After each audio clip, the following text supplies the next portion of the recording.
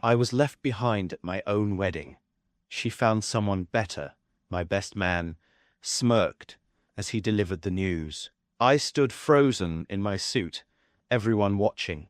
Instead of crying, I just smiled and left. 3 months later, my phone exploded with messages when they both discovered what I had been planning all along. A 32 male met Elise 5 years ago at a mutual friend's birthday party. She was everything I wanted, smart, ambitious, and we clicked immediately. After 3 years together, I proposed. She said yes, and we spent the next year planning our wedding.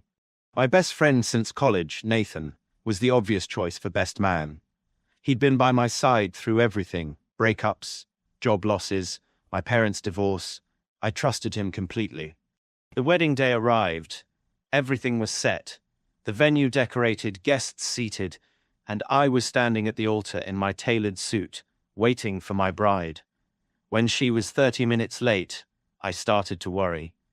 At 45 minutes, my stomach was in knots. Then Nathan walked in through the side door. His face showed no emotion as he approached me. "She's not coming," he said flatly. "She found someone better." The room went silent. 180 pairs of eyes, staring at me, waiting for my reaction. Period. "What do you mean?" I asked, my voice barely audible. "She's with me now," Nathan smirked. "Has been for months. We didn't want to hurt you, but..." He shrugged like it was nothing. You know how these things happen. My best man, my fiancé, together. I could feel my heart pounding, but something weird happened. Instead of breaking down, I felt an eerie calm wash over me. I looked at Nathan, then at our friends and family, then back at Nathan. "Okay," I said quietly, nodding. "Good to know." I turned to the guests, forced a smile, and said, "Thank you all for coming, but there won't be a wedding today. Please enjoy the food and drinks." Then I walked out. My phone blew up immediately. My sister calling, my parents, Elisa's parents, friends. I turned it off. I drove to a hotel, checked in, and sat on the edge of the bed, staring at the wall. I didn't cry, didn't scream, just sat there, thinking. Nathan had been my business partner in our tech startup for the last 4 years. We bootstrapped it with our savings, worked 80-hour weeks, and finally secured a major acquisition offer just 3 months ago. The paperwork was being finalized next week. Elise knew all about it. The acquisition would make us both millionaires. As I sat in that hotel room, I realized I wasn't just betrayed emotionally. This was calculated, and in that moment, I decided. If they wanted to play games, I'd show them how it's done. Update. 2 weeks later. First, thank you for all the support. Never expected my post to blow up like this. Reading your comments helped more than you know. These 2 weeks have been interesting. I've been staying with my sister while sorting things out. Elise moved most of her stuff out of our place while I was gone. She left her key on the counter with a note that said, "I'm sorry it happened this way. I hope someday you can forgive us both." Forgive them? Lol. Nathan texted me about talking through the business situation like adults. I've read his messages but haven't responded. He's called 17 times. His last text, "Don't fuck this up for both of us because you're emotional." I'm emotional. That's rich. Yesterday, Elisa's mom showed up at my sister's place. Apparently, Elise told everyone I was controlling and emotionally unavailable, which is why she had to find comfort elsewhere. For Mom actually asked if I would consider working things out, because Elise was confused. I just stared at her until she left. Meanwhile, I'd been busy. Met with my lawyer 3 times. During our years building the company, I was always the technical brain behind our product. Nathan was the charismatic front man, the networker, the guy who charmed clients. We were a good team because we complemented each other's strengths. What Nathan doesn't realize is that I've been developing our next-gen product myself for the past 1.5 years. I started this side project while he and Elise were apparently starting their affair. The acquisition company is particularly interested in this new technology. It's the main reason for the high valuation. and I have full documentation showing I'm the sole creator, having worked on it nights and weekends separate from company time. The acquisition is still moving forward, and both founders are expected to stay on for 18 months after the sale. Nathan doesn't know about my conversations with the acquisition team regarding my solo work on the next-gen product. I've also been going through our text and email history, found some interesting exchanges where Nathan specifically discussed timing the reveal of their affair to happen right before the acquisition payday. Elise's replies include gems like, "He's too nice to fight back," and "He'll probably just forgive you. They have no idea what's coming." Update. 1 month after wedding. Things are escalating quickly. Nathan showed up at my condo yesterday, banging on the door at 11 p.m. When I didn't answer, he started yelling that I was being childish and risking everything we built by ignoring him. My neighbor called security. I watched through the peephole as he was escorted out, still yelling about how I owed him a conversation. Owed him? The audacity! This morning, he emailed the acquisition company directly, trying to negotiate without me. He told them I was having personal issues and suggested they work exclusively with him. Fortunately, my lawyer and I had already briefed them on the situation. They forwarded his email to me with a simple message. "Is this the partner problem you mentioned?" Elise has gone full victim mode. She posted on social media about toxic relationships and how sometimes the heart chooses a different path. Several mutuals commented with hearts and support. The most insulting part, Nathan's sister, Mia, called me to explain how these things just happen and that no one meant to hurt you. She suggested I should be mature enough to separate business from personal matters. I laughed and hung up. Nathan still doesn't realize that I've been documenting everything. Every call, every text, every email where he discussed how they planned to blindside me. And as of yesterday, I've finalized all documentation proving my sole ownership of the next-gen product that makes up 70% of our company's valuation. The acquisition meeting is in 2 days. Nathan thinks we're both attending to sign the final papers. He has no idea I've already had my own meeting with them. Update. 3 months post-wedding. It's been a wild 3 months, but today was the day it all came together. The meeting with the acquisition company went exactly as planned. When Nathan showed up, 15 minutes late, as usual, he found me, my lawyer, and the entire executive team already seated. His chair was conspicuously missing. "What's going on?" he asked, looking confused. My lawyer slid a folder across the table. Inside was complete documentation of my sole development of our next-gen product, including timestamps, development logs, and patent applications filed in my name only. "You can't do this," he sputtered, his face turning red. "This is our company. That's our product." Actually, I corrected him. The company is ours, but this specific technology is mine. I developed it nights and weekends outside company time and documented everything meticulously. The acquisition CEO leaned forward. "We've reviewed the evidence, Nathan. While we value both your contributions to the original company, this next-generation technology represents approximately 70% of our interest in the acquisition." Nathan looked shell-shocked. But the deal we were both supposed to..."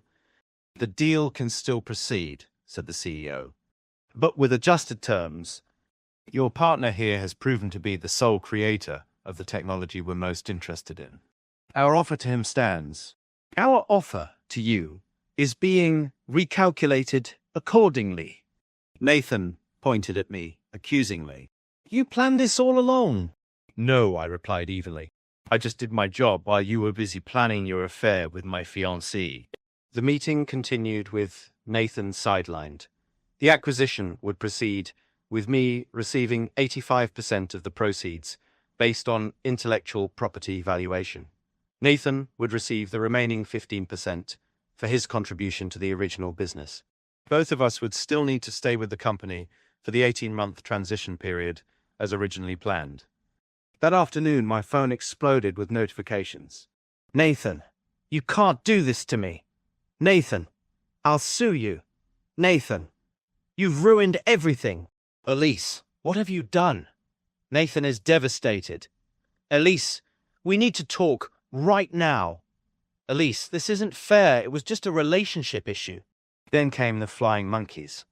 Mia, how could you be so petty? Nathan's mom. After all he's done for you. Mutual friend Tyler. Bro, this is taking things too far. I didn't respond to any of them. Instead, I forwarded them all something else. Screenshots of the texts where they planned the wedding day betrayal to happen before the acquisition, specifically to try to emotionally devastate me to the point I wouldn't fight back. The phone calls stopped abruptly. An hour later, I got an email from the real estate agent. The sale of my condo was complete. By tomorrow, I'll be on a flight to start my new life. Nathan and Elise can have each other. What they won't have is the future they planned at my expense. Update. 6 months later. It's been half a year since that day at the auto, and I'm writing this from my new apartment overlooking the ocean. The view helps. The acquisition deal closed successfully. I stayed on as a consultant for the transition, then stepped away completely. Financial freedom at 32 feels surreal. Nathan didn't handle things well. His threats to sue fizzled when his own lawyer reviewed the intellectual property documentation and explained that side projects developed on personal time were legally separate from the company's assets. We both still work at the company, but in different departments. The tension is palpable whenever we're in the same meeting, but the acquisition team keeps us separated most of the time. The required 18-month transition period continues, but I'm counting down the days. Last I heard, his professional reputation took a hit after several key clients learned what happened and chose to follow me to the new company instead. He's still doing okay financially from his 15% of the acquisition, but nowhere near what he expected. Elise reached out last month with a novel-length email about how she made a terrible mistake and never stopped loving me.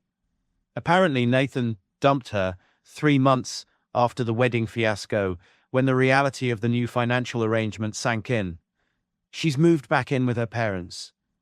Their relationship imploded spectacularly once the money factor was removed. Karma works in mysterious ways. The strangest part, I feel nothing for either of them now.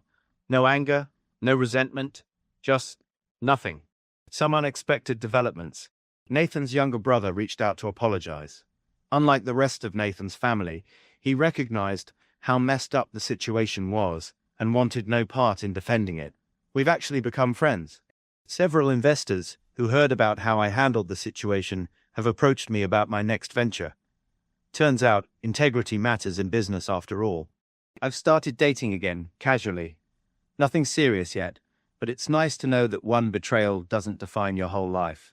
To everyone who supported me through this, thank you. The advice to stay calm, document everything, and let the consequences happen naturally was spot on. For anyone going through something similar, sometimes the best revenge isn't a dramatic confrontation, but simply letting people face the natural consequences of their actions, while you move on to better things. I won't be updating again. This chapter of my life is closed. Unexpected update. 1 year later. I wasn't planning to post again, but something happened yesterday that I thought might provide closure for those who followed my story. I was back in my hometown for a friend's wedding. Yes, ironic. When I ran into Nathan's mum at the hotel bar. I tried to leave without engaging, but she approached me. "You destroyed my son's life," she said, loud enough for nearby people to hear. I took a deep breath. "Your son made his choices. So did I." "You lost everything because of you," she continued, her voice rising. "His business, his reputation, his relationship." Several people were staring now. I kept my voice calm. "Your son slept with my fiancée, planned to humiliate me at my own wedding, and tried to cut me out of my own company. What exactly did you expect to happen?" Her face reddened. It wasn't like that. Elise came on to him. He was trying to let you down gently. I couldn't help but laugh. By telling me she found someone better in front of all our family and friends. That was gentle. Well, you didn't have to ruin him financially, she insisted. That was vindictive. No, I said vindictive would have been sending everyone the texts where they planned exactly how and when to betray me. Vindictive would have been taking the entire deal for myself and leaving him with nothing, which I legally could have done with the intellectual property I created. What I did was protect my work while still allowing him to walk away with something. She had no response to that. As I walked away, she called after me. He's still struggling to rebuild, you know? Are you happy now? I stopped and turned back. I'm not happy or sad about Nathan's situation. I just don't care anymore. That's the difference between revenge and justice. Revenge consumes you. Justice frees you. I walked out and enjoyed the rest of my weekend. This is truly my final update. I've moved on completely, building a new business, dating someone wonderful, and looking forward rather than back. Life after betrayal isn't about getting even. It's about getting free. That freedom worth every penny.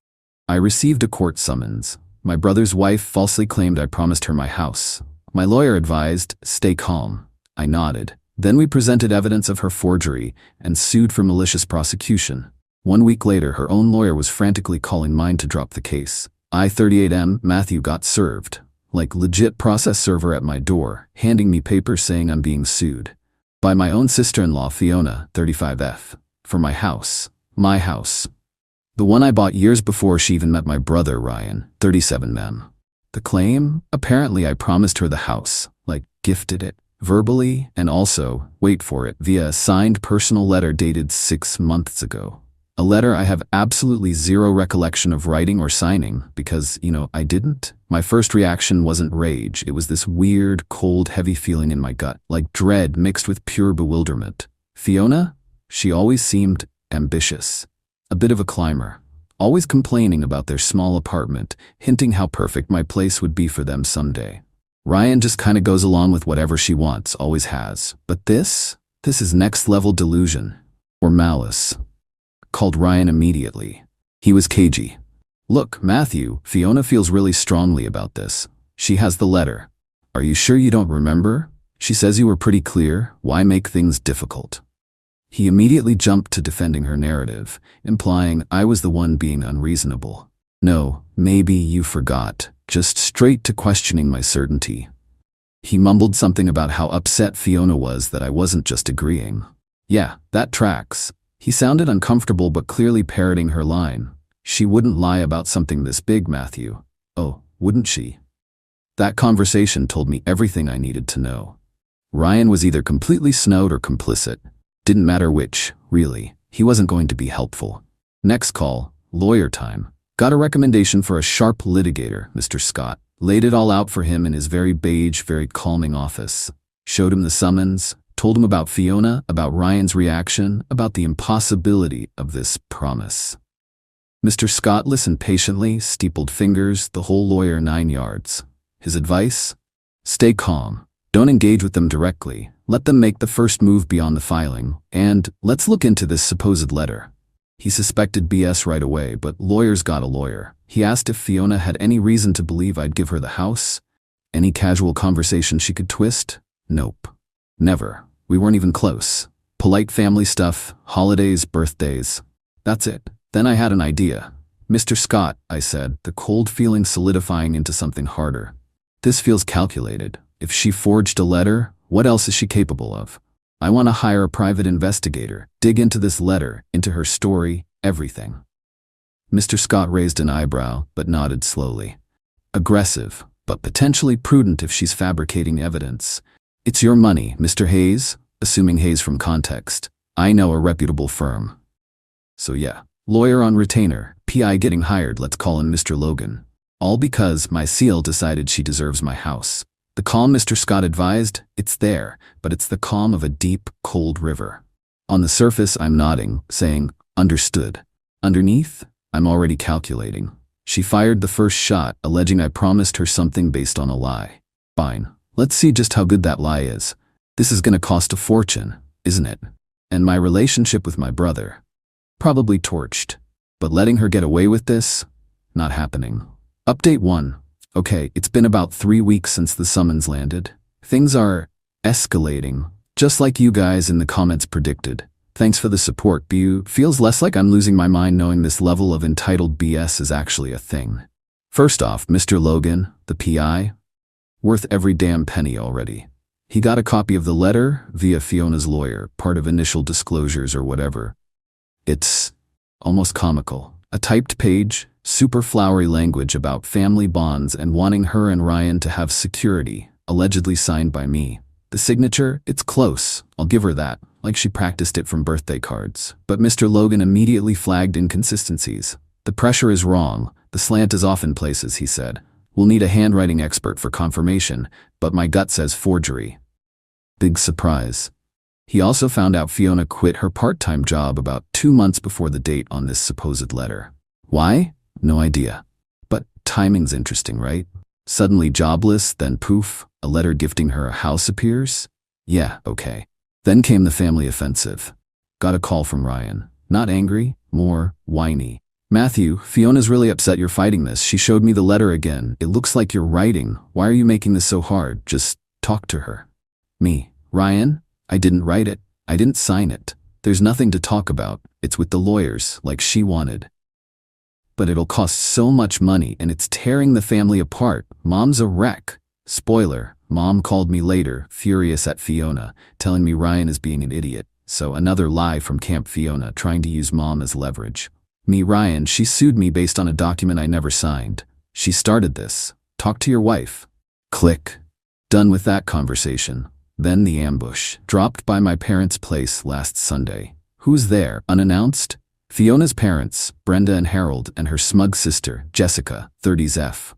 Cornered me in the kitchen. Fiona's mom, Brenda, Matthew dear, we're all so worried. Fiona is distraught. This house means everything to her security. You know how much she loves it. Jessica, yeah, Matthew, she's been talking about living here for ages, planning renovations. You know you promised her. Her tone was pure ice, trying to gaslight me. Me, I absolutely never promised her my house. I don't know where she got that idea or that letter, but it's false. Fiona's Daryl, are you calling my daughter a liar? Me, I'm saying the claim is false and the letter is not authentic. My lawyer is handling it. Walked away. The nerve. The entitlement is breathtaking. Fiona's now apparently telling mutual friends that it's basically sorted. And she's just waiting for me to do the right thing and hand over the keys. She even texted me, breaking the lawyer rule, asking when would be a good time to bring by her designer to measure for drapes. Blocked her number immediately, sent screenshot to Mr. Scott.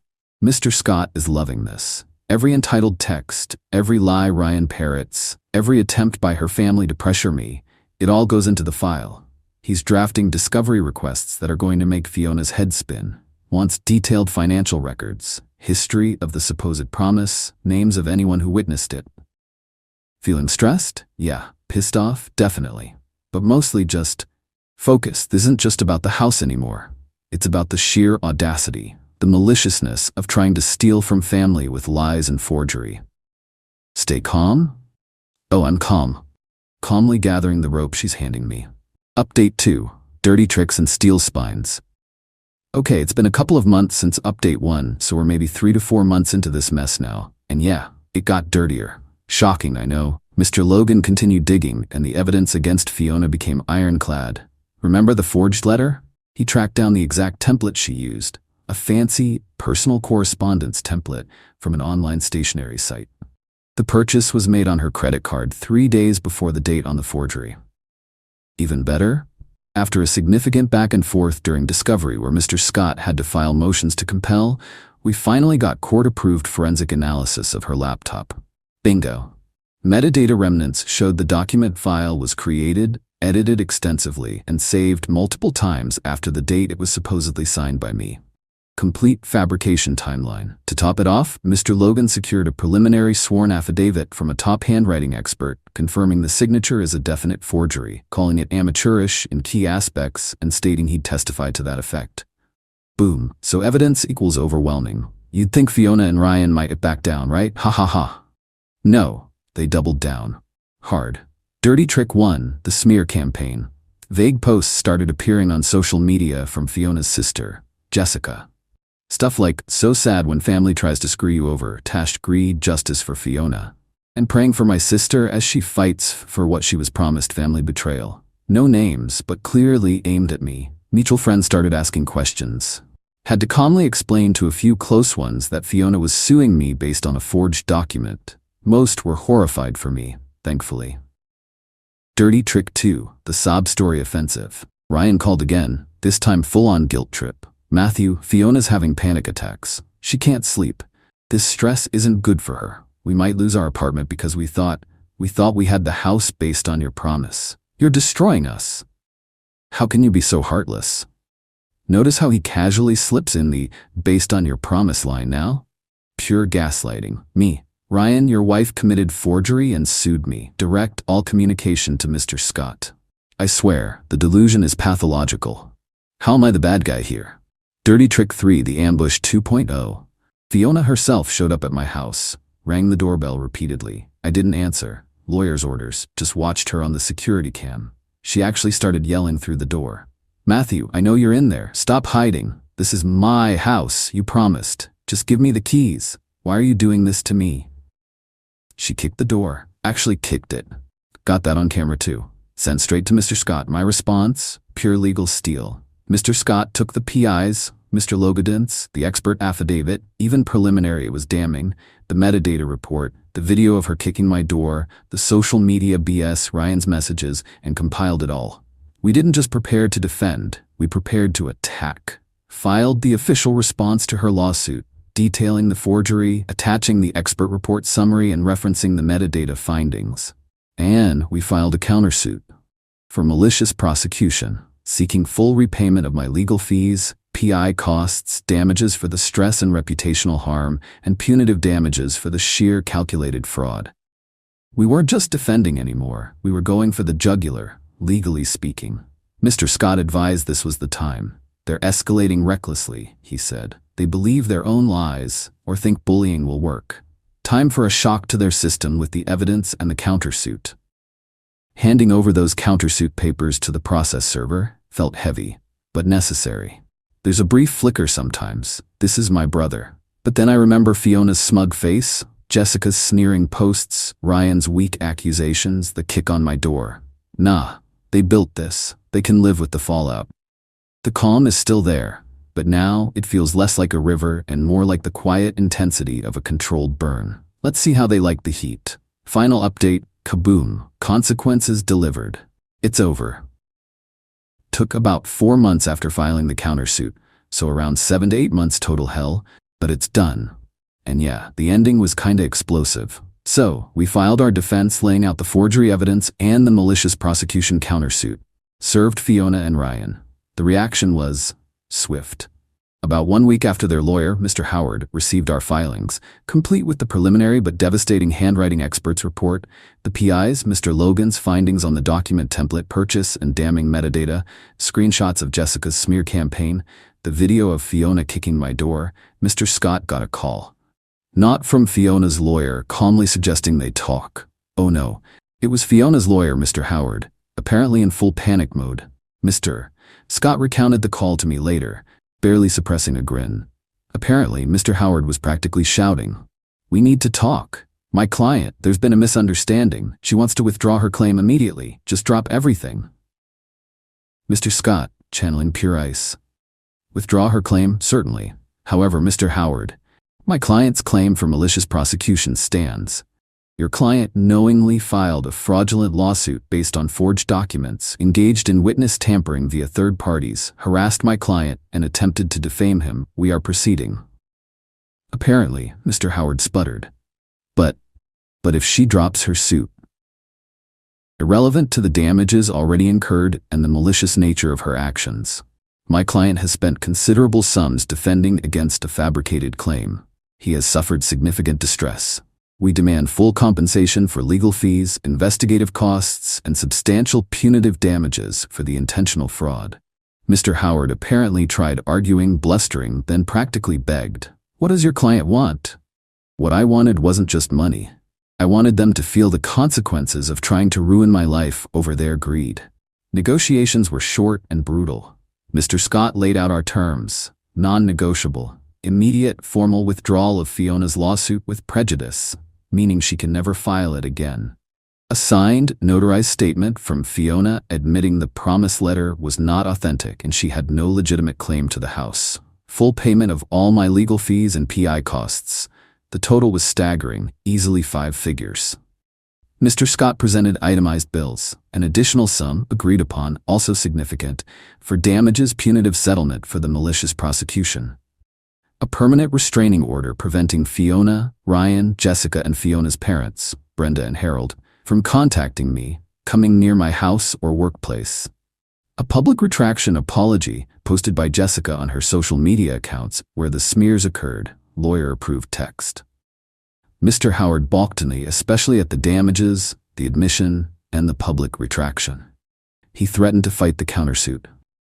Mr. Scott just emailed him the link to the security video of Fiona kicking my door and screaming it was her house, along with the expert report summary page highlighting indicators of forgery and mentioning the readily available metadata proof.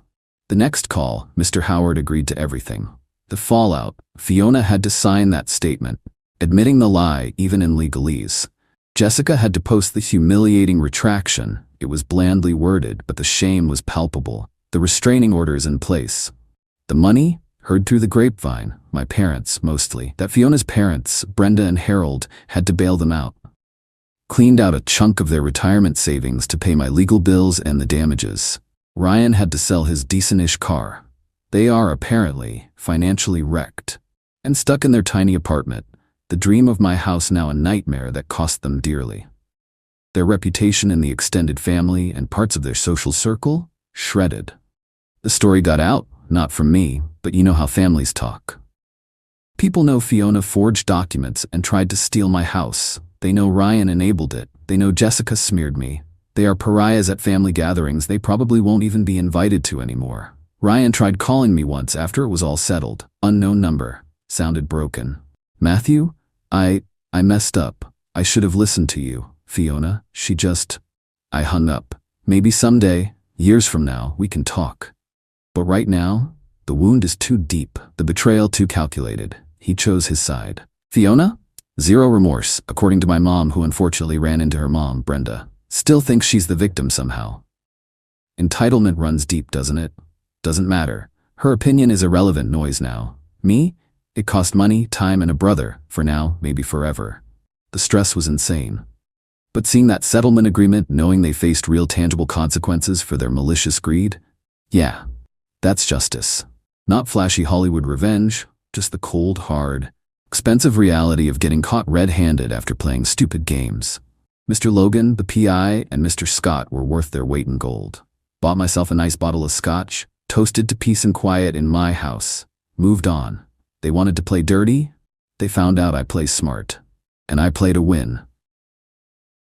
My girlfriend demanded, buy me this $10,000 bag or I'm blocking you. I replied, okay then, block me. Then she blocked me, and I moved on and found someone new. Now 3 weeks later, she is blowing my phone wondering why I hadn't begged her to return. I, 29 male, am still kind of reeling, not from heartbreak, but from the sheer audacity. My now ex-girlfriend, Jennifer, 26, and I had been together for about 1.5 years. It was mostly good, or so I thought. We had fun, traveled a bit, on my dime mostly, and things seemed stable. She was into fashion, designer labels, that kind of stuff. I have a decent job in tech, so I could afford to treat her sometimes, but I'm more of a saver and experiences over things kind of guy. So about 3 weeks ago, we were window shopping, which is her favorite sport. We walk past this super high-end boutique and she fixates on this hideous, to me anyway, designer handbag. Let's call it the Celestine Opula 3000. Price tag? A cool $10,000. My eyes nearly popped out. Babe, isn't it gorgeous? This would look amazing on me. It's a bag, Jennifer, and that price is insane. But it's an investment. All the influencers have one. I need it for my aesthetic. She's a part-time lifestyle blogger with maybe 800 followers. Laughing a bit. An investment in what? Looking like other influencers? Come on, be serious. This is where it went sideways. Fast. Her face hardened. I am serious, David. I deserve nice things. If you really loved me, you'd want me to have it. You can afford it. Me, Jennifer, that's not about love. It's a ridiculous amount of money for a handbag. It's more than my emergency fund took me months to build. We could take an actual amazing trip for that, or put it towards a down payment on something real. So you're saying no? Her voice got cold. Me, for a $10,000 bag? Yes, I'm saying no, that's crazy. Then came the ultimatum. No hesitation, just straight up. Jennifer, buy me this bag, David, or I'm blocking you on everything. We're done. I stared at her. For a second, I thought she was joking, but her expression was dead serious, almost smug, like she knew I'd cave. That was the moment something just snapped. Not in an angry way, more like a sudden, cold clarity. This wasn't about a bag. This was about control, entitlement, and a level of materialism I hadn't fully grasped. Me. Okay then. Block me. Her perfectly sculpted eyebrows shot up. She was visibly shocked. I think she expected me to beg, to plead, to pull out my credit card. Jennifer, what did you just say? Me. I said, okay, block me. If our relationship hinges on a $10,000 purse, then it's not much of a relationship, is it? I turned and walked away. Didn't look back. My phone buzzed a minute later. A notification. Jennifer has blocked you. Then another for Instagram, then WhatsApp. She was thorough. Honestly, the first feeling was relief, like a weight I didn't realize I was carrying just lifted. Yeah, it stung a bit, a year and a half down the drain over a bag, but mostly relief. The next few days were quiet. I didn't reach out. I respected her decision. Blocked means blocked. I started cleaning out her stuff from my apartment. She didn't live with me but had accumulated a fair bit. Makeup, clothes, shoes, none of them $10, thankfully. Boxed it all up neatly. About a week later, I reconnected with an old friend from college, Linda, 28F. We drifted apart, but she was back in town. We met for coffee, then dinner. It was easy, normal. We laughed a lot. No talk of aesthetics or investment pieces. It was refreshing. We've been seeing each other casually since. It's nice. Early days, but nice. Fast forward to today. 3 weeks to the day since Baggate. My phone starts blowing up. Unknown number. Then texts from her friends. Then her mom. Jennifer apparently is having a meltdown. She unblocked me to send a barrage of texts. David, where have you been? Why haven't you called me? I unblocked you, duh. Don't you care about me at all? I thought you'd be begging me to come back by now. Are you seriously going to let a silly bag ruin us? My friend said you were a good guy, but you're just cruel. I didn't reply to any of it. After that barrage, I just blocked her number. Done. The entitlement was breathtaking. She genuinely expected me to chase her after she issued an ultimatum, and she blocked me first. Still, her friends and mom kept trying to reach me via other channels. It's a lot. Part of me wants to send her mom a picture of the donation I made to a local animal shelter for the cost of a much cheaper, but still nice, handbag. But that's probably petty. What do you guys think about this whole situation? Am I the asshole for just moving on as she effectively demanded? Update 1. Wow. Okay, so things escalated. Thanks for all the advice on my last post. Many of you confirmed I did the right thing by blocking Jennifer after her meltdown and moving on. As I mentioned, I had already blocked her after she unblocked me just to unload. Well, Jennifer and her crew weren't about to let that be the end of it. A few days after my original post, the calls and texts from unknown numbers and mutual acquaintances ramped up. Since Jennifer was blocked on my main line, her best friend, Barbara, 26F, became her new mouthpiece. Barbara, via text, David, Jennifer is devastated. You completely blindsided her. Me, decided to engage once, minimally. She gave me an ultimatum over a $10 bag, and then blocked me. I respected her decision. She was just testing you. She thought you'd fight for her. You're supposed to show her you love her with grand gestures. Me, a $10,000 demand isn't a test, Barbara. It's a transaction, and I'm not an ATM. My grand gesture was respecting her choice to end things. Jennifer's willing to talk. You should buy her the bag and apologize for making her feel unloved. The sheer, unadulterated gall. Apologize for not buying the bag. Unbelievable. I didn't reply to that. Then came Jennifer's mom, Susan 50sef. She left me a voicemail. It was a masterpiece of guilt tripping. David, honey, this is Susan. Jennifer is just beside herself. She's barely eating. That beautiful Celestine bag. It wasn't just a bag, It was a symbol of security, of knowing her partner values her. You young men just don't understand women. She invested so much in you. Her time, her youth. The least you could do is make things right. A small token like that bag would mean the world and show you're serious. Small token? Lady, it's 10 grand. And her youth? She's 26. I couldn't. The fun really started last week. I was at work and I got an email from HR. An anonymous complaint had been filed against me. Allegations of creating a hostile environment for female colleagues and making female colleagues uncomfortable with inappropriate financial discussions.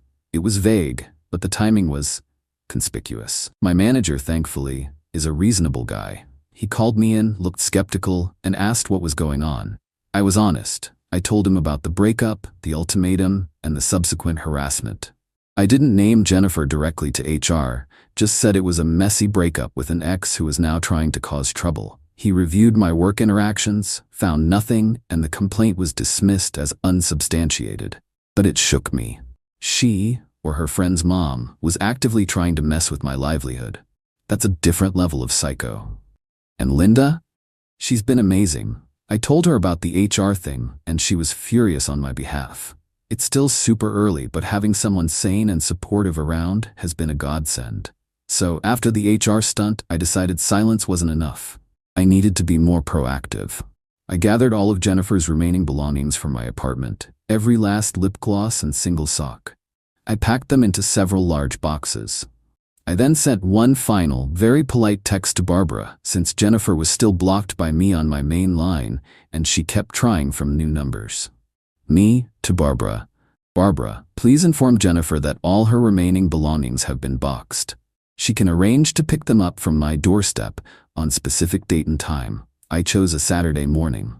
I will leave them outside my apartment door at exact time. I will not be present for the pickup, and the building security has been notified that she is authorized for a brief pickup at that time only.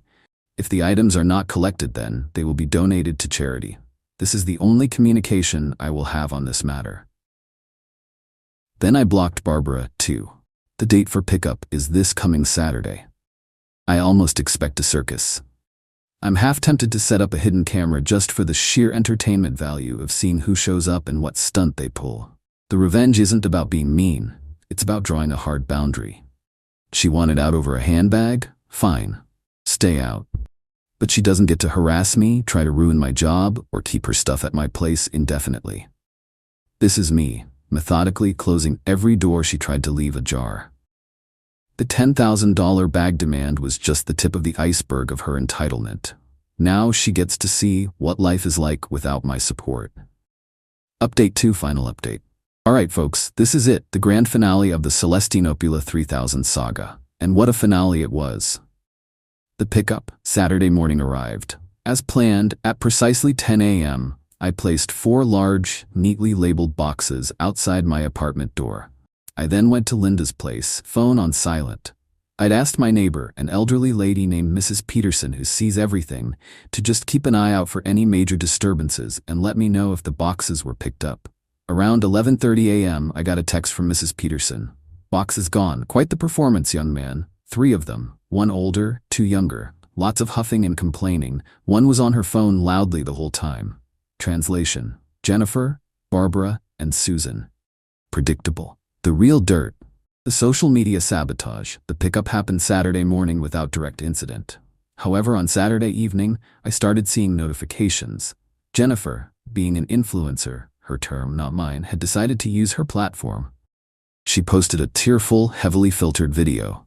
The gist was, my cruel, narcissistic ex, implying me with enough vague details that our mutuals would know, emotionally abused me for months, and then, after I finally found the strength to leave him, he threw all my cherished belongings out like trash, and is trying to ruin my reputation because I wouldn't bow to his financial control.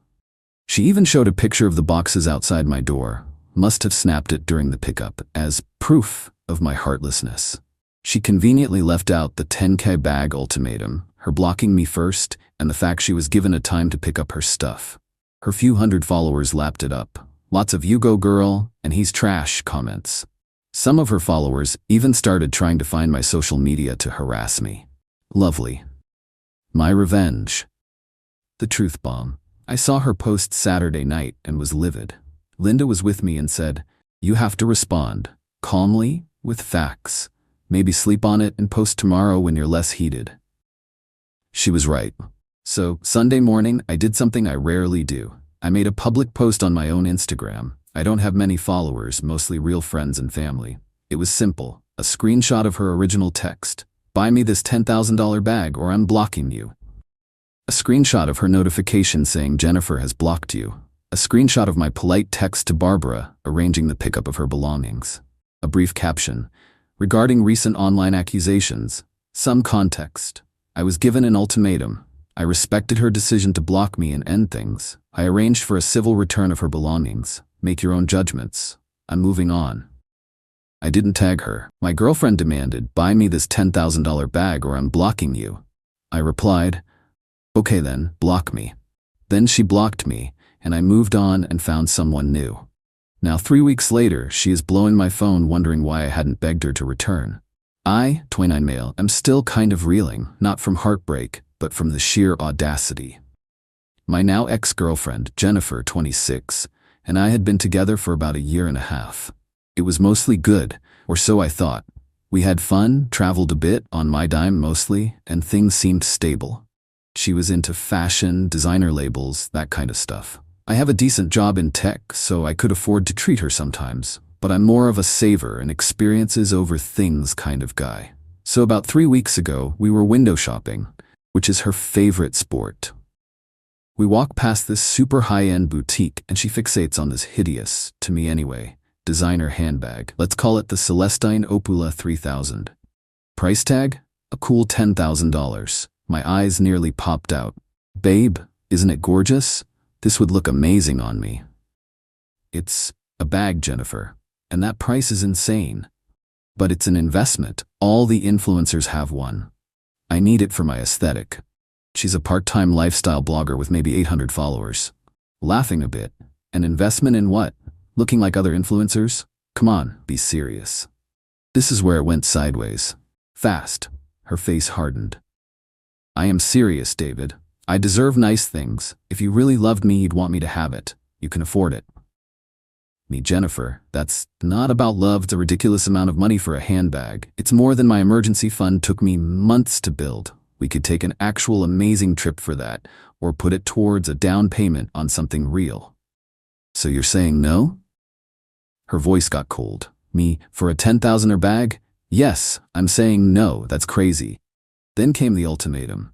No hesitation, just straight up. "Jennifer, buy me this bag, David, or I'm blocking you, on everything. We're done."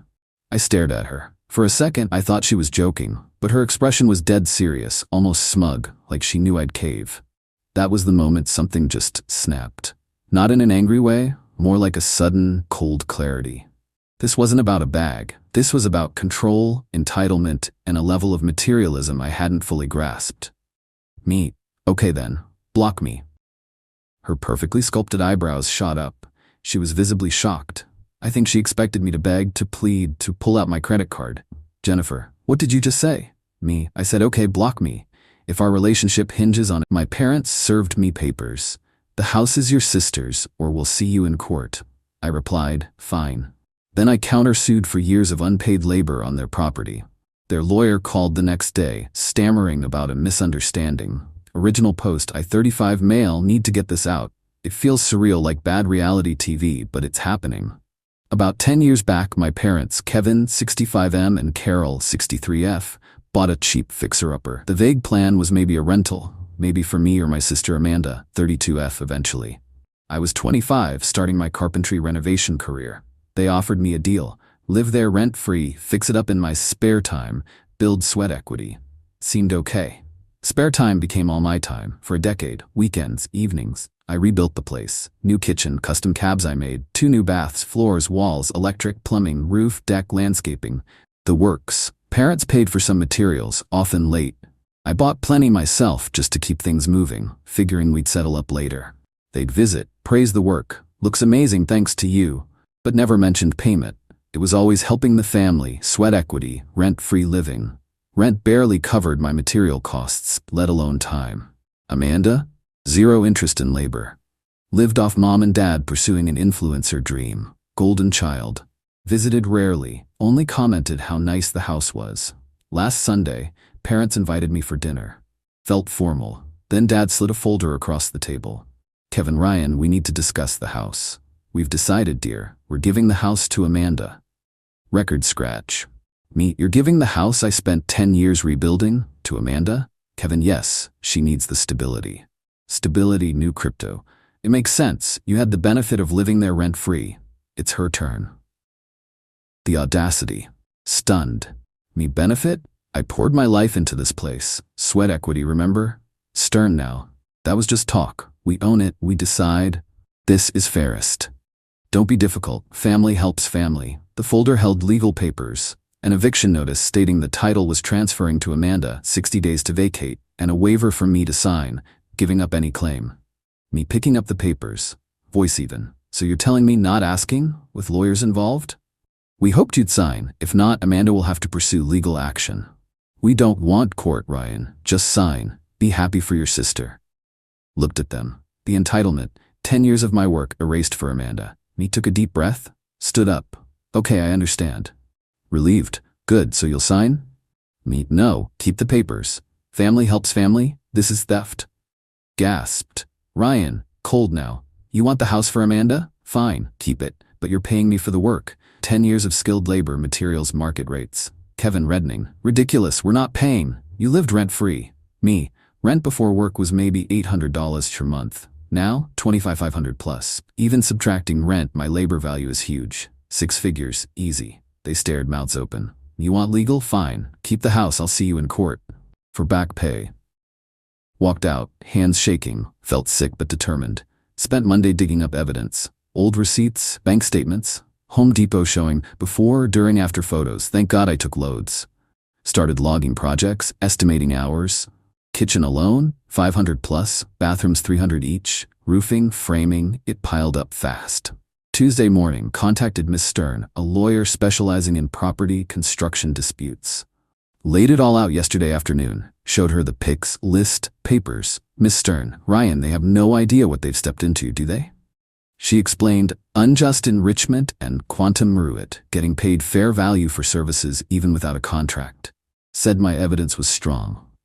Living rent-free offsets some cost, but this scale of work by a skilled tradesman vastly exceeds that. Your parents essentially had an unpaid GC for a decade. This morning, Miss Stern sent a response to their lawyer, Mr. Davies, listed on the notice. Acknowledged their papers, declined to sign vacate on their terms. Stated my intent to countersue for unpaid labor materials. Attached a preliminary estimate, conservative, based on my quick log of $180,000. Mentioned we were still compiling the full claim. Now the wait. Part of me gutted. My own parents. But the other part? The one that sanded floors while Amanda posted vacation pics? Ready. Let them have the house. Let's see if they can afford the bill. Update 1. Thanks for the support, Reddit fam. Good knowing I'm not nuts. The Entitlement Express is chugging along. Thursday morning, day after Miss Stern sent the counterclaim email. Phone rings, unknown number. Call a yes, Ryan? Flustered voice. Speaking. Ah, yes, this is Jason Davies, representing Kevin and Carol, regarding the property. Okay? Stammering. Right. Well, received communication from Miss Stern about a potential counterclaim? For labor? Sounds right. Well, look, Ryan, I think there's been a significant misunderstanding here. Misunderstanding? LOL. Me seemed clear. Parents evicting me from the house I rebuilt to give to my sister expect me to walk away with nothing. No, that's confrontational. They deeply value your contributions, Ryan. Deeply. Funny way of showing it. Serving papers demanding I sign away my rights. Procedurally heavy-handed. Standard formality, not meant to negate your involvement. My involvement has a price tag, Mr. Davies, as outlined, and that $180, that was the quick estimate. We're still calculating. Heavy breathing. He probably didn't get the full story from my parents. Ryan, perhaps we can discuss this amicably before escalating. Litigation is costly. Me, amicable ended with the eviction papers, all communication via Miss Stern. Goodbye. Hung up. Felt damn good. Then the family phone offensive began Thursday night. Mom first. Ryan, honey, that horrible number. How could you? After we let you live there, you'll ruin us. This is Amanda's future. Don't you care about your sister? Deleted. Blocked. Dad. Blackmail. Extortion. Ungrateful. Amanda devastated, tearing family apart. Davies says, offer small amount, few thousand maybe.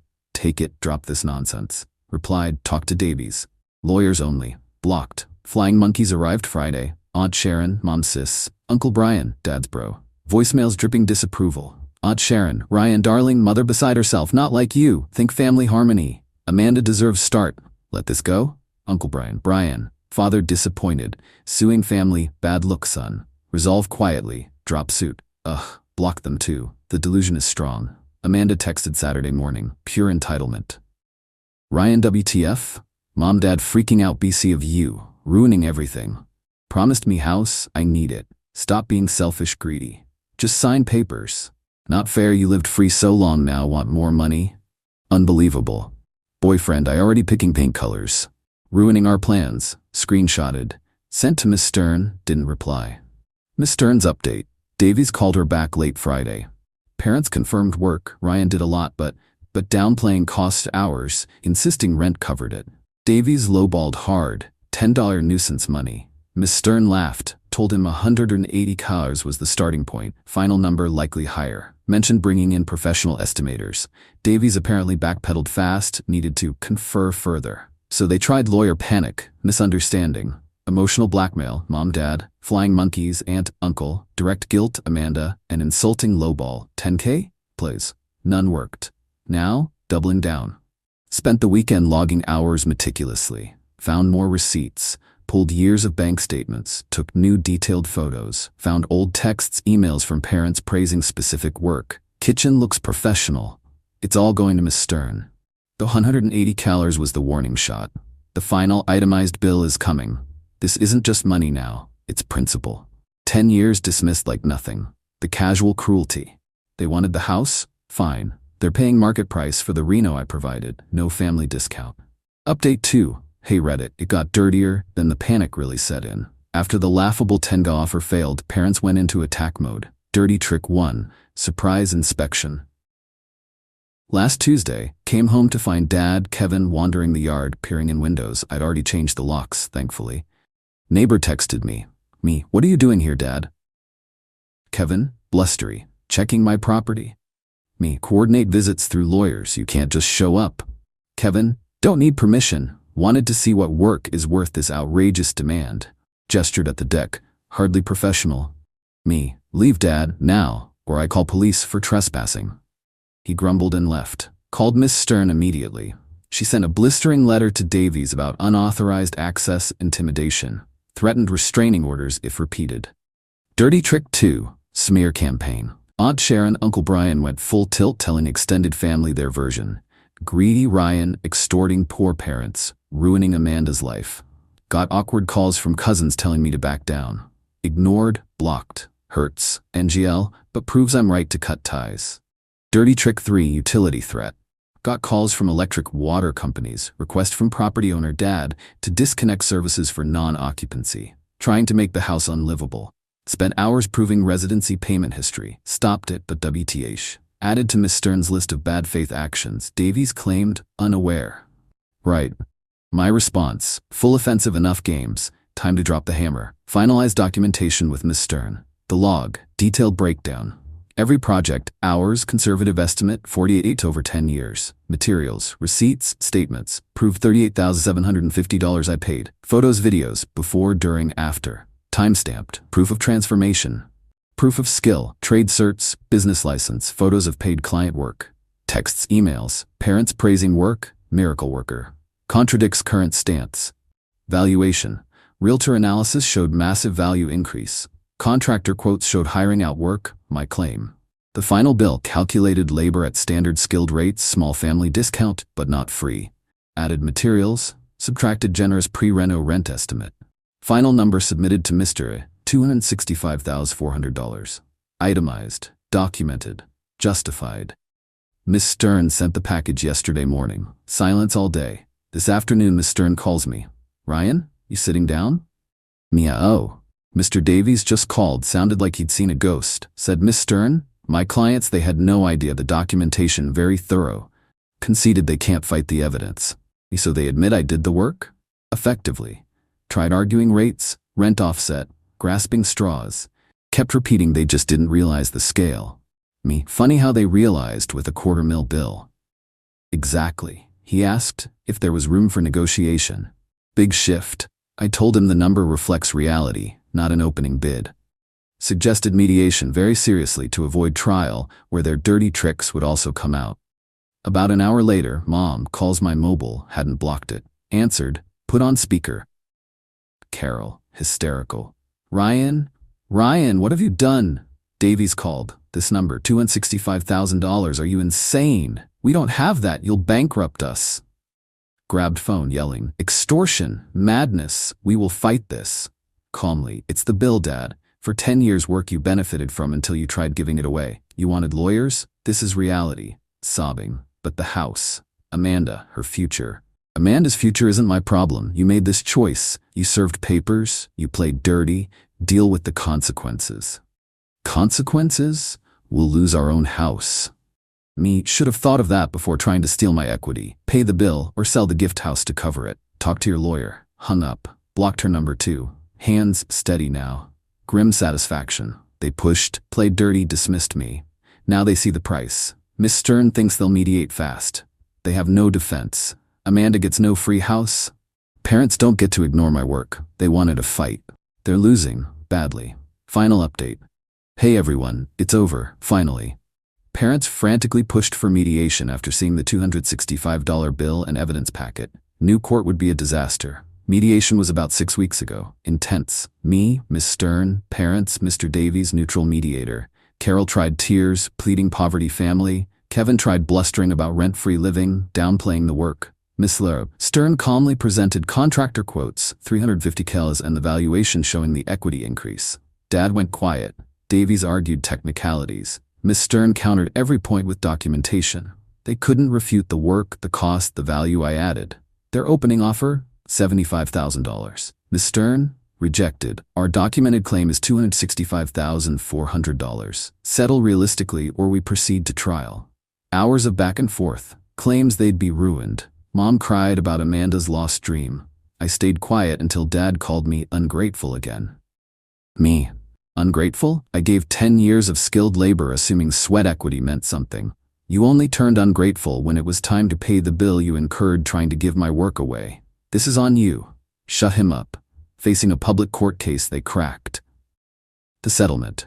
$210,000. Miss Stern advised it was a strong settlement. Avoided trial stress cost. It covered my materials, compensated labor significantly, still below top market, but fair, factored some rent offset. They also agreed to cover my legal fees. The aftermath. They had to sell the house, the one promised to Amanda, the one I rebuilt. It sold fast, thanks renovations.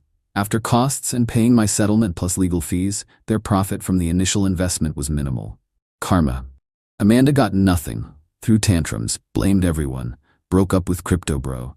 Moved in with Aunt Sharon temporarily, still complaining. Zero self-awareness. Relationship with parents, Aunt Sharon, Uncle Brian, dead. Haven't spoken since mediation. Sad, but they showed their true colors. Valued Amanda's wants over my decade of work, resorted to lies, tricks, no coming back. The $210,000 after taxes etc. is validation, payment earned. Revenge wasn't just the money, though that's good. It was forcing acknowledgement of my work's value. Watching entitlement crumble against facts. The panicked calls, mediation, failure of their scheme, selling that house to pay me, justice served. Moved into a nice new apartment. Feels good, focusing on my career, enjoying free time. It was hell, but standing up for myself and getting paid? Worth it. Thanks for the space to vent, Reddit. Peace out.